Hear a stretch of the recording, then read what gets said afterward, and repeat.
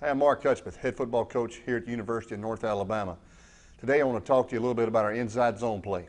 Over the past 5 years here at the University of North Alabama, we've averaged a little bit over 33 points a game, and we feel like what we're doing with the inside zone has really been a big part of that. You know, over the last 5 years, we've always been an inside zone team. We've tried to run the option, but each year it seems like our offense has evolved. Our inside zone play has evolved, and I want to share with you what we've done this past year and where we're at this point. I think we've got some pretty good points we can show you. We think we're doing some things that might can help you. So I hope that you'll get some things off this video today. All right, now we want to talk about the inside zone offensive alignments, and then we'll get into the rules.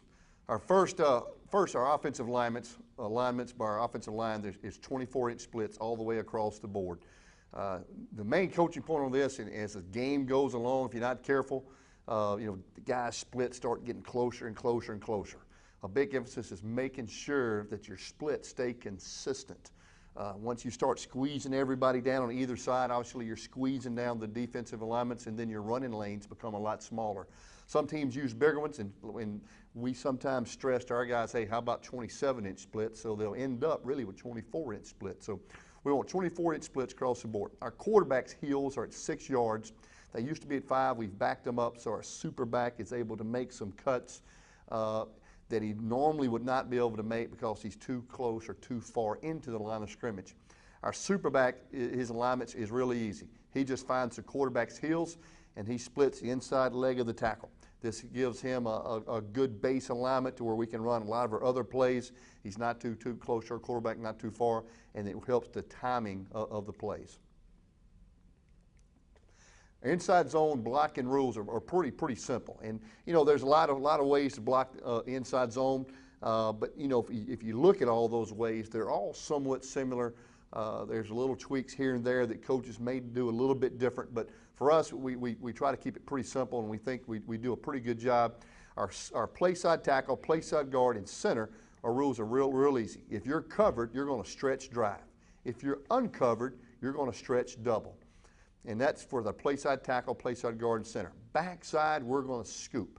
And for the most part, we almost always see a 6-man box, whether it's a 3-3 stack defense, a 4-4-2 or 4-4 defense. We see a 6-man box most of the time. And when we do that, obviously we're always leaving the C-gap defender for the quarterback to handle.